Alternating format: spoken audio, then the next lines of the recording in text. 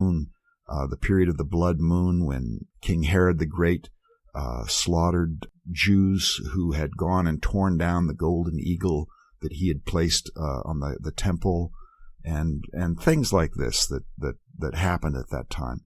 But there were these three revolts that happened in Judea just after the death of Herod the Great that ended very badly for Jews in general. It was as if there were a cup of righteous blood that was being filled, and all the blood that was shed by righteous men working for the coming of God would go into that cup, and eventually it would overflow. And when it overflowed, God would enter the world, would do away with Rome, would establish a righteous nation of Israel, and everything would proceed from there. It didn't happen, but people tried to make it happen for a good century. It's incredible. It's so interesting. Everything in your book is so interesting, and I don't even know how you did it. You said it took you 12 years, right? That's correct. That's correct.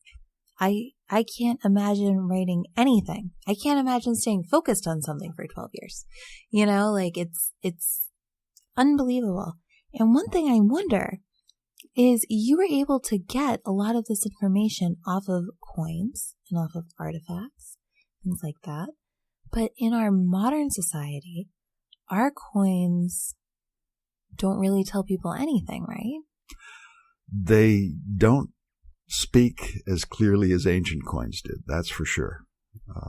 The ancient coins are wonderful. If you look at the coins of Julius Caesar, you find his entire family represented. You find coins of Cleopatra and Mark Antony and all the characters of the day and their relatives. So it's wonderful. Yeah. And I was thinking on my ride over here, I was like, what do we have today that would be in any way similar to this? And then I was like, maybe stamps? Like, stamps kind of have information, but they're not going to last 2,500 years. I mean, is there anything you can look at today that you think people 2,000 years from now will be studying as you do coins? Tweets? Yeah, right. I don't know. Instagram? I know, but will that even exist then? That's the craziest part about it. Yeah. Because so my degree is in photography, and that's something I always think about is, when we had the, cameras came out and the daguerreotypes and all that, I mean, that totally changed everything forever. But even that technology, I mean, when you look at the span of history, it's gone like that. Almost immediately. So how long can we even expect Twitter or Instagram to last? Probably not as long as the coins. The first nuclear war, or the first good explosion from the sun that causes surges of electricity through all the wires on Earth, is going to fry a lot of We're gonna have some problems. a lot of data. Yeah. So, and with some of the very, so cool artifacts that you brought earlier, one of the ones that I wanted to talk about is you had a witch's ring from 1st century AD. That's correct. And because I'm a little witchy, and our listeners will know a few episodes ago, medium Jamie Day told me in my past life I was a witch. That one speaks to me so much. So, it's from 1st century AD. Yes, it's from the 1st century AD. It has a stone, a gem of carnelian. This is a type of stone that is named because it resembles the color of meat. It would have been used by somebody who wanted to, they carved an image of Hecate Triformis. Hecate is a three-bodied deity. Yes? And not only did they carve it in, you need a magnifying glass to see it. Yes. And the detail is incredible. And I have no idea how they did it. I'm gonna throw an image up of that on our website and everything for you guys to see what we're talking about. It's incredible detail. And how were people able to do that? Sometime it was through the use of child labor. Sometimes, with little children who had good physical skills and good eyes. It may have been that some people were aware that if you had something that operated as a lens, that you could see a little bit better, but it's just hard to figure out how anyone could do that detailed work so well. It boggles my mind as well. It's amazing. And what would a witch look like in 1st century AD? What is that? Are they just part of the community? Is it like a medicine person? Are they an outcast? Or is it dark magic? Like, how does it happen? What is that? Hecate is the goddess who is worshipped by this witch.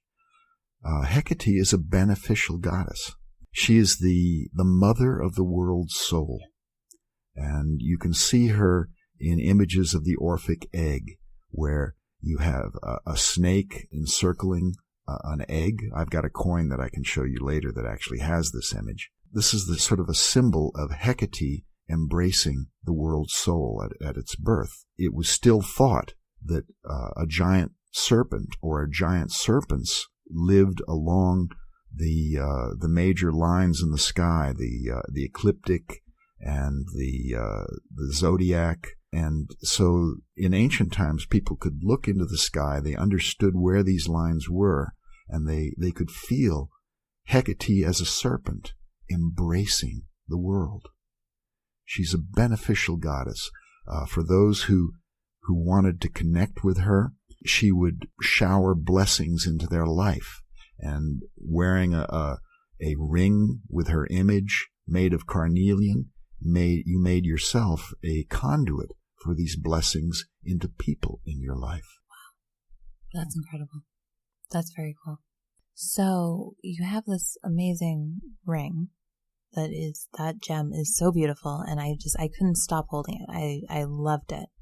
And now you have retired from a lot of things, you're actually working up in Salem a lot of time, which has a lot of modern witches up there. But how has kind of magic and witchcraft, how has that kind of changed throughout the years? It must be similar to how Christianity has changed all these other religions, but how has divination transformed throughout the centuries? The early kind of casting of bones, divination, was very similar to the casting of coins of I Ching. Bones would be cast, numbers would be acquired from how the bones fell. You would then take that number and go into the temple and find the oracle that applied to you. But there were other kinds of divination. There were kinds of divination that had to do with looking at clouds, looking at sheep's livers, the inner organs of animals. I don't know how all that was done and how that happened. That was in a society where the slaughter of animals was done regularly by everybody just to eat. So that way of looking at the world is something that most of us have lost.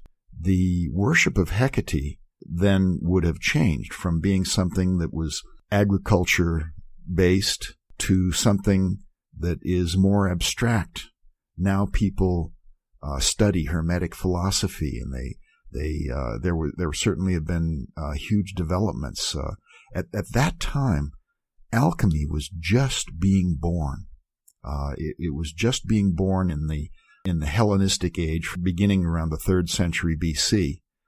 It was developing into something that attracted widespread interest right by the 1st century, and then was very popular by the 3rd century AD. At that point, as Christianity took over, a lot of the religious ideas that were associated with the worship of Hecate and Hermetic religion, even Gnostic Christian religion, eventually had to go underground, because the Orthodox Christian perceptions was that all of this stuff was very evil.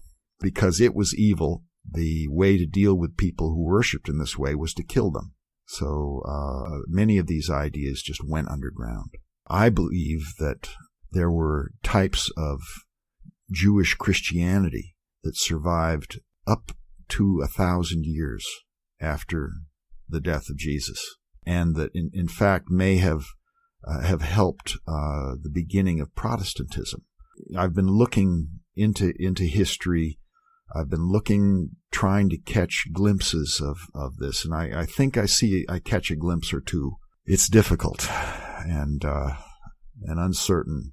Certainly, you do start seeing, beginning in the 15th century, in the 14th, 15th century, you see the emergence of tarot cards.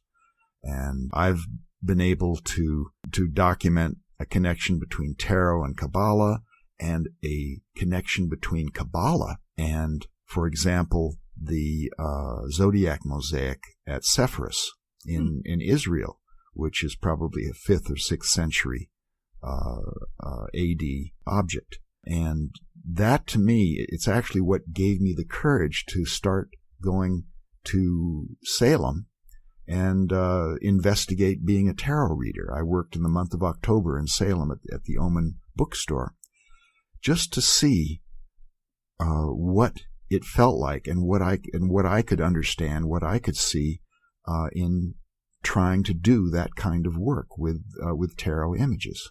And how did it work? I loved it.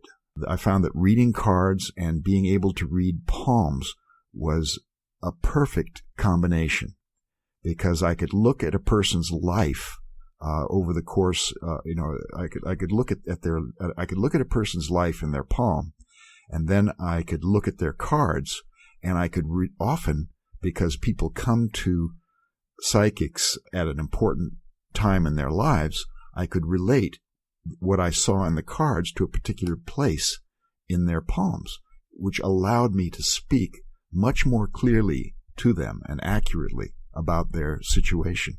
By the last day by Halloween, I was getting very good tips. Nice.